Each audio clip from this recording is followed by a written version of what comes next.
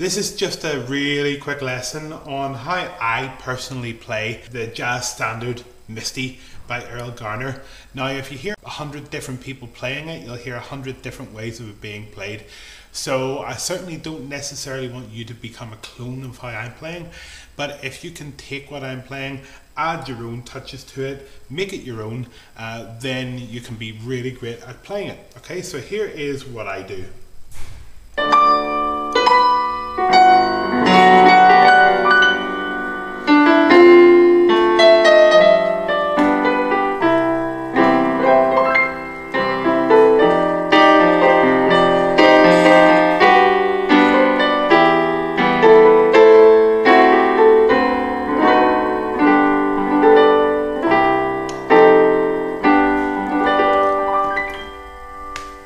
Now if you know the song, you'll know there's another part to it, so that means that there's another part coming of this video series. But what I want to do is kind of show you what I'm doing here.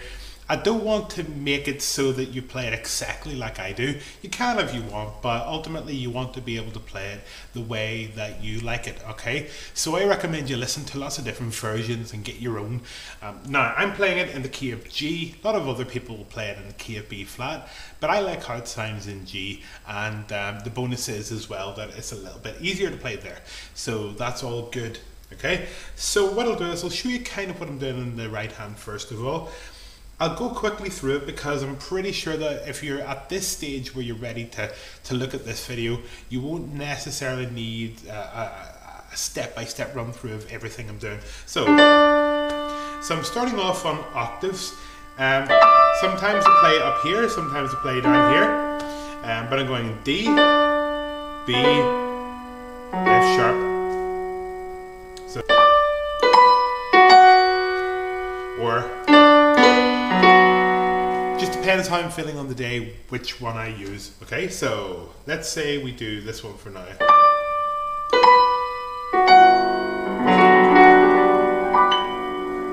Okay, so that nice little run is a G major 7, and the way that I'm doing that is I'm getting the G chord in the left hand, so that's G, B and D, and if you try and use your pinky, middle finger and thumb, that'll be really good.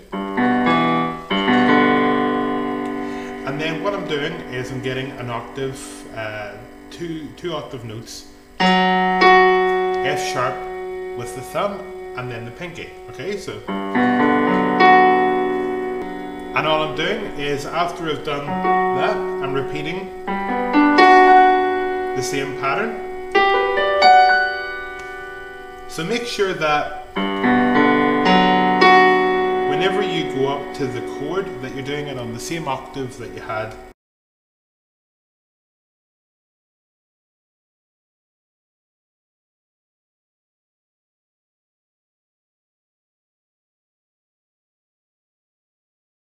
Okay, so in the last video what you saw was how to play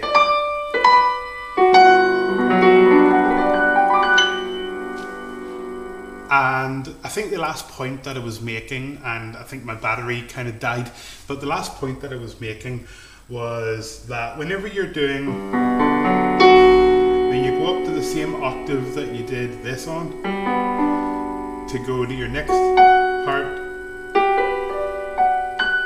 so whenever you're practicing it sounds like this.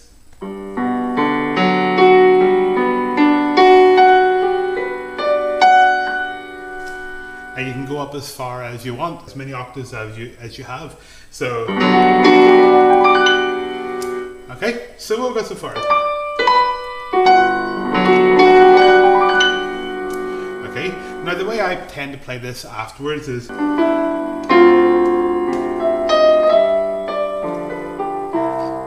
So the sort of idea that I'm doing there is the sort of melody just.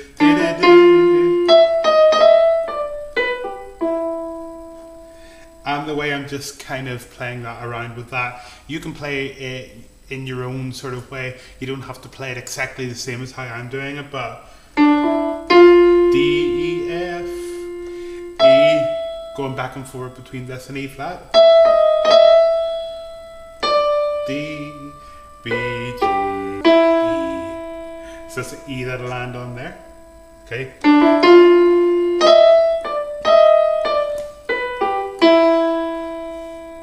And you can kind of alter how you play it depending on how you feel. This is the kind of music that you're allowed to do that with. There's no right or wrong way to play it. That's why I say that this is my interpretation of the song. Yours could have similar elements, but it could have other parts that you like better. Okay, so...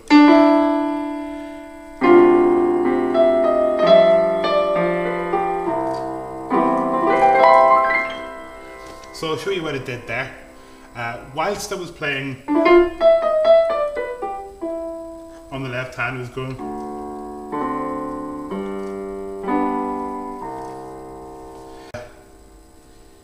2-5-1 progression, D minor 7. You can voice it any way you want, but how I tend to do it whenever I'm kind of pushed for time in a song like this is D with the little finger, C with the thumb on the left hand. And then you can do the same thing for G.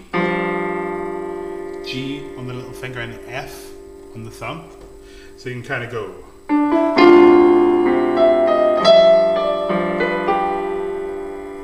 And then whenever I play this note, we're into the C chord. But the way that I play it to make it sound really nice is a C major 7, which is a C chord with a B note added. Okay. Sometimes I just forget about the middle note, the E there, so I just play C and G. And then on the right hand, I voice the full C major 7 chord. However, I'm not playing the B up here, I'm playing the B down here so that it sounds nice and warm. And then you can do the same thing that you did with the G major 7 thing earlier. You can do your...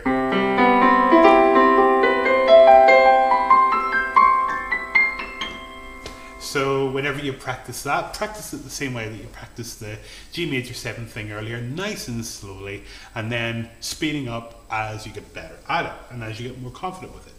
So what we got so far is...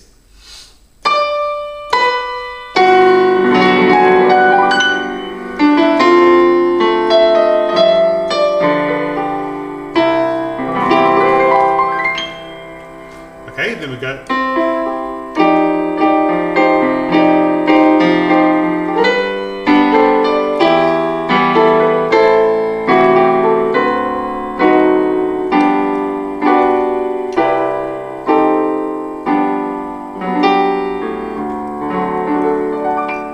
Okay, the next part.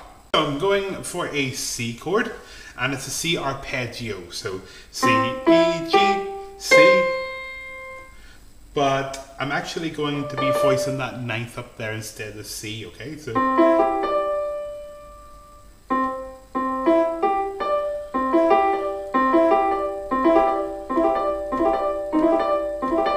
nice thing to practice anyway. So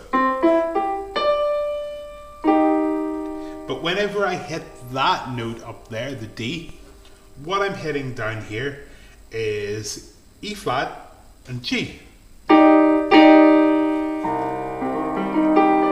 Gives you C minor dominant ninth, C minor 9.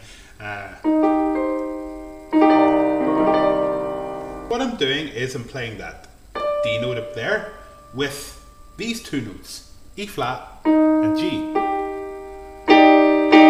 as a chord. However, to give it that real signature sort of misty, sort of jazzy, smooth sort of feel to it, you need that F note in the left hand, which is the real kicker. It's the part that makes the song really nice. It's that sort of drop dead chord, drop dead gorgeous chord. And what I'm doing on the voice up here is I'm voicing this melody. So D, D, C, D, C. So it's... And in the left hand, I'm just doing a rhythm that's sort of... Okay, so you don't need to worry too much about that. Do whatever you feel like on the left hand. as long as it has this sound, nobody's going to complain about the technicalities of it. Okay, so the way it ends is.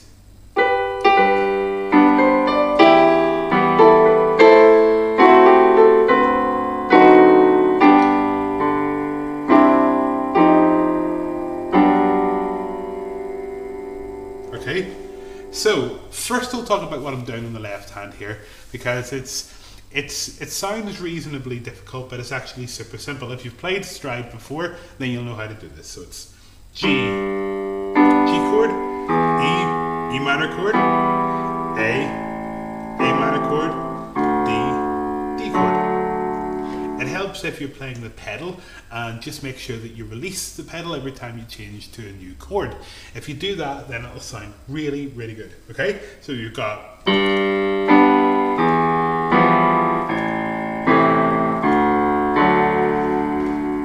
whenever we're playing the note, the root note, and then the actual chord, that is the easiest way of playing stride piano. There are a lot more complicated ways of doing it, but let's not overcomplicate it, okay? So,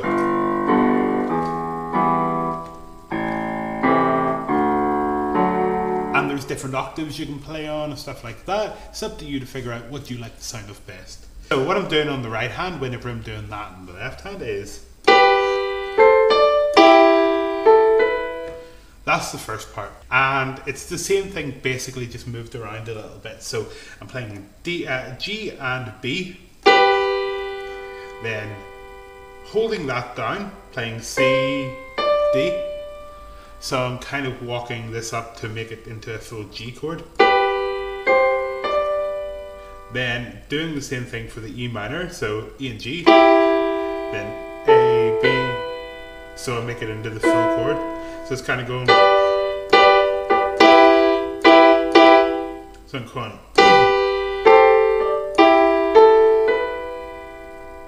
After that, I'm going the first part of an A minor chord. So I'm doing A and C, and then I'm going. So I'm going. I'm doing the same thing here that I did for the G and the E minor, only for D this time. So I'm going D and F sharp, G, A, and then I'm going to voice a really nice sort of jazzy chord. I'm just going to call it a D altered for now. Okay, so we got C, D sharp or E flat, F sharp, G flat, and B. Okay, it can also look a bit like a sort of C diminished chord, but I've got that B note in there as well.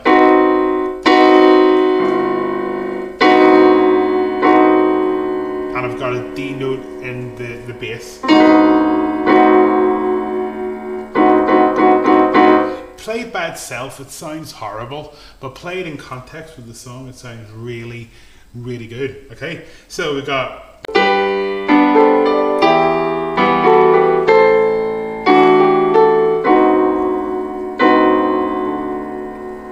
That's your tension, and then you end with the release, G chord. So you can have any kind of G chord you want, just standard G chord, or G major 7 with the F sharp in there, or G6, G dominant 13, or whatever, you know. The sky's the limit. So if you know lots of different chords, then there's a lot of finality sounding kind of chords that you can throw in there. But for now, I'll just play the G. Maybe throw in a little bit of G major 7 there with the F sharp as well. So.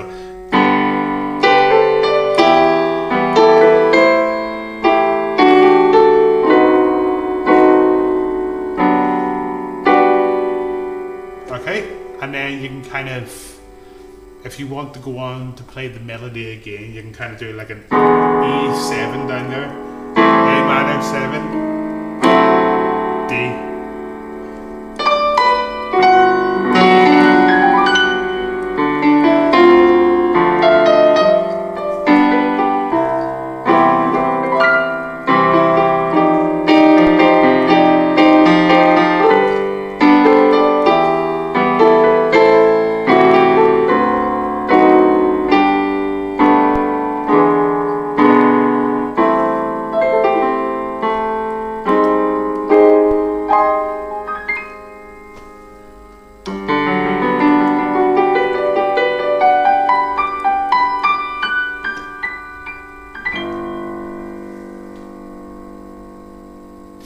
hopefully you can find your own way of doing it. If you like any of the things that I've done, incorporate those. If you feel that there's some stuff that you'd like to do to incorporate your own sort of little version in there as well, I'd totally love to see it. And hey, I might update how I do things, you know, if you've got some stuff that really I have to put into mine. Okay, so hopefully you've enjoyed that. Let me know if you've got any difficulties, any queries, any comments, and happy playing. Thank you.